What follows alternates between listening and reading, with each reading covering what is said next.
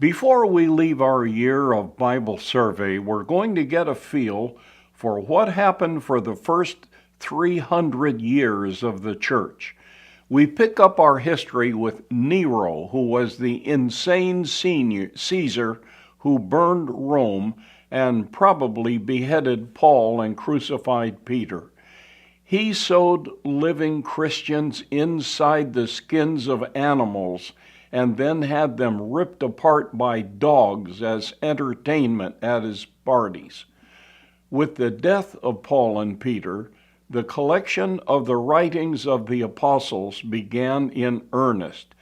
By this time, Thomas had gone to India to preach the gospel. The church of Martoma, numbering several million believers, exists today as the oldest continuing church in history. The earliest known Christian writing outside the books of the New Testament, which we can date with certainty, is 1 Clement. It was written about the time John wrote Revelation on the Isle of Patmos.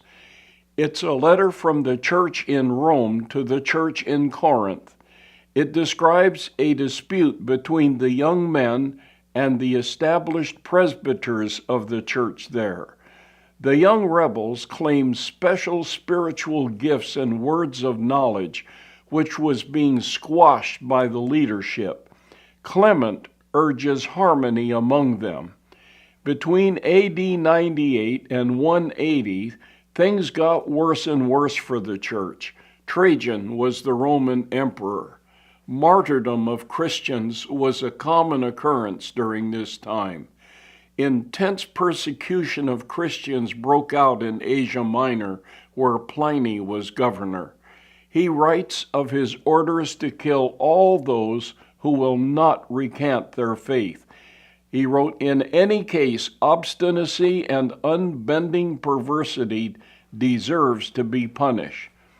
Ignatius of Antioch was a Christian sent to Rome as a condemned gladiator. He wrote 7 letters while being taken in chains from Syria to Troas. At this time, Polycarp was the bishop of Smyrna. He also wrote letters which are in existence today, including one to the Philippian Christians. He was burned at the stake in AD 155 because he would not deny the Lord and King, who has never done me ill during 86 years. The next emperor was Hadrian. A brilliant defense of the Christians was written to him by Quadratus about 125 AD. He wrote, "Christians are in the world, but not of the world. Do you not see how Christians are thrown to wild animals to make them deny the Lord, and how they are not vanquished? Do you not see that the more of them are punished, the more others join their ranks?" Thus, during this period, the persecution of the church only made it stronger. The more bloodshed and persecution the Roman government threw against it, the more determined the people of Christ became to serve him to the death. It's a shame that we haven't spent more time learning about this period, for there are names of great men and women of faith recorded from this period of time. Ralph Neighbour here. May Christ be revealed in every step you take. As my Chinese friends say when parting, 再见, 再见.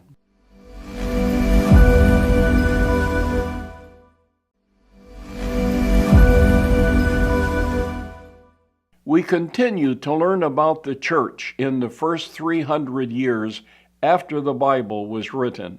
In 132 AD, the Roman Emperor Hadrian decided to rebuild Jerusalem as a Roman city with temples to Roman gods. Jews in Judea revolted. Roman soldiers retreated from Jerusalem's area, and the Jews took it over. This was a brief rebellion crushed as the Romans destroyed 985 villages and killed more than 1 million people in Israel. Jews were banished from the entire area of Jerusalem. The rebuilt city was called Aelia. The church within it was composed only of Gentiles. Jewish anti-Christian sentiment also developed during this period. It is about this time that the Talmud began to record anti-Christian writings. Jesus' miracles were attributed to Egyptian magic. He was described as the illegitimate son of an adulteress. From this time forward, Christianity grew primarily among Gentiles, not Jews. The Marcion heresy also became a controversy. About 139 A.D., a heretic named Marcion appeared within the church in Rome. He taught that the God of the New Testament was not the same God as in the Old Testament, and that Jesus was not born of a woman. He demanded that true Christians stop eating meat. He was excommunicated, gathered his followers in a separate church, and compiled a special Bible. Once when Marcion met Polycarp, he asked, "Do you know us?" Polycarp replied, "I know you, the firstborn of Satan." Emperor Antoninus reigned from 138 to 161 AD. During his reign, Justin Martyr, about 155 AD, stands out among the early defenders of the faith. He had been a philosopher whose search for truth brought him through several Greek philosophical systems before he became a Christian. His first apology rejected the current teaching that Christians practiced gross immoralities under the guise of religious rites. He tried to reconcile faith and reason for those who considered it to be irrational. He also wrote Dialogue with Trypho the Jew, which sets Christianity as flowing naturally out of Jewish religious thought. Marcus Aurelius reigned from 161 to 180. Justin tells of 3 Christians executed for nothing except their faith. He himself was beheaded in Rome about AD 165.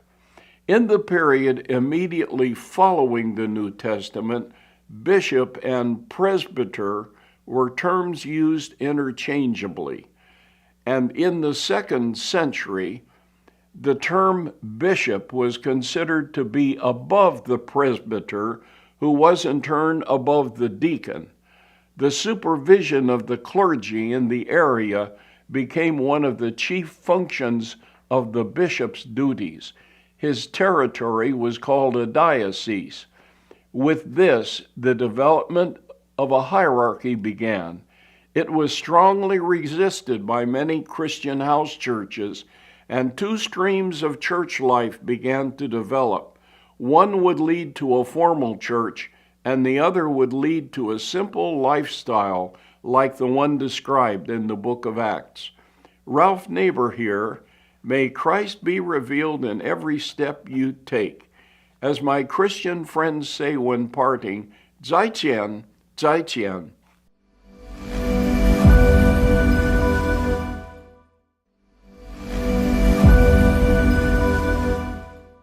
We continue our Cover the Bible review of the first 300 years of the church.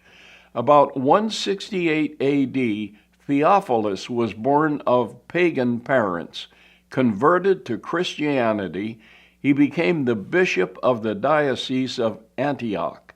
He was a prolific writer, loved the churches, and sought to protect them from the heresies of Marcion and others. He was the founder of biblical chronology, dating the time of the biblical record from his own era backwards 5,698 years to Genesis 1:1. By 180, the church was established in all parts of the Roman Empire and beyond its borders to the south and east. Missionary activities were carried out by the members and clergy of the local congregations through personal witness. In London, Peter upon Cornhill is claimed to have been the site of a Christian church since 179 AD. Ancient Christian ruins abound in Scotland. Irenaeus grew up in Smyrna, where he saw and heard the blessed Polycarp. Later, he moved to Lyon in Gaul, in France, where there was a colony of Christians. There he was ordained a presbyter. He died about 200 AD. He belongs among the outstanding theologians of the church's history. Montanism was a movement in the early church similar to modern-day Pentecostalism. It was launched by Montanus in Phrygia. Their teachings looked toward an outpouring of the Holy Spirit and the establishment of a heavenly Jerusalem. They claimed the gift of prophecy involving continuing revelation beyond Scripture. It was legalistic, commanded fasting, forbade remarriage. Penance was imposed on those who sinned, and those who lapsed from the faith would find no forgiveness. The movement was condemned by all of the Christian community. In one form or another, it continued as a sub-movement through the 8th century. Actually, all we know about this movement is from its foes. Some feel these people had a sincere desire to correct the stagnant forms which began to smother New Testament life, and the movement should be treated with respect, since all we really know is what its enemies wrote about it. Now, Tertullian of Carthage was the son of a pagan centurion. He was trained as a lawyer, and he returned from Rome to Carthage after his conversion to Christ in 195 AD. He was a prolific writer and converted to Montanism in 207 AD. Clement of Alexandria lived in 220 AD, and Origen was his pupil. Both are noted for their scholarship. They were the first university men of the early church. They were associated with the catechetical school in Alexandria. This school combined philosophy, science, and theology, viewing all from a Christian perspective. The Christian faith was now becoming intellectual, as it did the development of a power base of clergy who lorded it over the laity developed. Still, the basic New Testament church went on, more and more on the sidelines, but very much alive. Ralph Neighbour here. May Christ be revealed in every step you take. As my Chinese friends say when parting, 再见, 再见.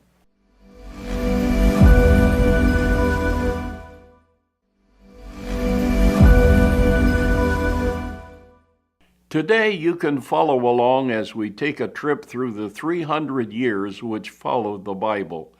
If you have never before heard the names of the men we're mentioning, it's good that you finally get acquainted with your spiritual ancestors. Many of them died for their faith and deserve to be remembered. Although Clement was a brilliant theologian, he was outdone by his pupil Origen. Some regard him as the most profound mind in the history of the church. Because of persecution, he had to flee to Caesarea. He wrote many volumes which have been lost. His Principles is a systematic presentation of Christian beliefs about God, man, free will, and the Scriptures. He defended the faith against Celsus, who was a true theological liberal. Celsus opposed the incarnation and criticized believers for looking to the cross for forgiveness. As a result of Gnosticism, Marcionism, and Montanism, there was a growing desire to settle the limits of inspired writings called the canon or rule. In addition, as the church grew, there was more and more need for organization. The educating of future leaders began to take place in special schools like the one in Alexandria. The period between 180 and 313 AD was different than the one which preceded it. With the death of Marcus Aurelius in 180, the Roman Empire entered 100 years of tempest. Corruption, pride, licentiousness, cruelty marked the emperor's lifestyles. Heavy taxation destroyed the middle class. Inflation soared. This same period among Christians was marked by the church becoming institutionalized. Marriages between Christians were solemnized by the church for the first time about 200 AD. Veneration of martyrs and their remains became a cult. Penance was developed. Between 180 and 250, the bishop's power was increased significantly. The chief bishoprics were in Rome, Alexandria, Carthage, Ephesus, and Antioch. Rome was first because it was the seat of the empire, but the Roman papacy would not develop for 2 more centuries. Power-hungry bishops were now on the scene, a far cry from the devoted men who had first led the churches.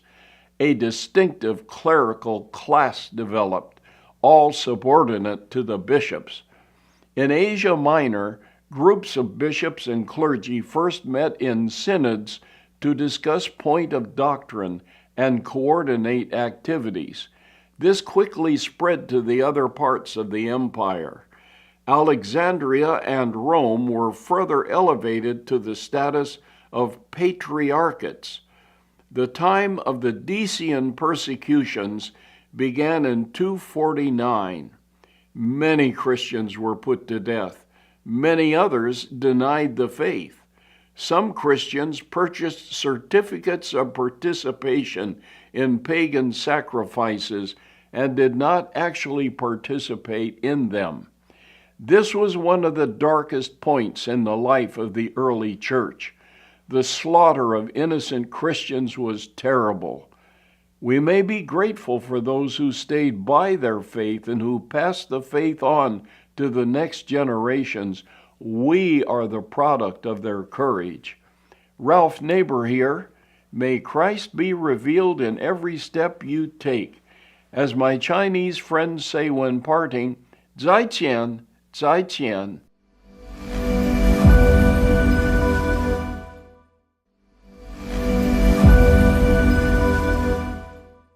Cyprian was elected Bishop of Carthage just 2 years after his conversion in 248 AD.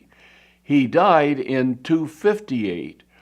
Although he violently opposed the power of the Roman bishop, his contributions to the development of Roman Catholicism were very great.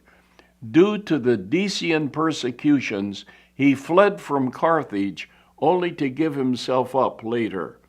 He favored a lenient position toward Christians who had purchased the certificates of participation, suggesting a period of penance and probation. He was martyred in Carthage on September 14, 258 AD. Novatian was elected as a rival bishop in Rome and opposed Cyprian's leniency. He demanded that purchasers of certificates should be subjected to lifelong excommunication from the church. His position was known as Novatianism. He himself died as a martyr, and his followers continued in small groups for 200 years. Rome had the richest and largest Christian congregation from 200 to 313 AD. Victor I Bishop of Rome from 189 to 198, demanded the bishops of Asia Minor surrender to him. Extensive church properties in Rome developed, along with a far-reaching ministry to the poor. The political situation of the empire was crucial. As 300 AD approached, chaos in government and society ruled. It was considered necessary for religion to be unified in order to stabilize the state. It was this conviction that triggered the Decian persecutions. The demands for an outward agreement with paganism was pressed by the emperor. Where Christians refused to conform, persecutions were terrible. After Decius came Valerian, who reigned from 253 to 260 AD. He made it illegal for Christians to assemble. The deaths of church leaders were by torture. Following his death, 40 years passed without further persecution, and then came Diocletian. From 284 to 305, an unprecedented persecution of Christians took place. Diocletian was determined to restore the glory of Rome. In 303, all churches were ordered to be destroyed. All Christian books, including Bibles, were to be burned. All gatherings were banned. Church leaders were ordered to be put to death. These persecutions continued until 312 AD. For a decade, Christians were under constant fear of death for their faith. In the struggle for the throne which followed Diocletian's abdication, Constantine emerged as victor on October 28, 312. His first act was to issue the Edict of Milan, which made Christianity a legal religion alongside non-Christian cults. Perhaps 10% of the empire was Christian at this time. He triggered the beginnings of what would eventually emerge as the Holy Roman Empire. It was neither holy, nor did it remain Roman, nor was it long to be an empire. As he began his reign, he merged Christian and pagan festivals and calendars. This created a syncretized Christianity, which laid the foundations for the Catholic Church to emerge 150 years later. It's true. The blood of the martyrs made the seed of the church grow stronger and stronger. May God give us courage to stand for him in our generation. Ralph Neighbour here. May Christ be revealed in every step you take. As my Chinese friends say when parting, 再见, 再见.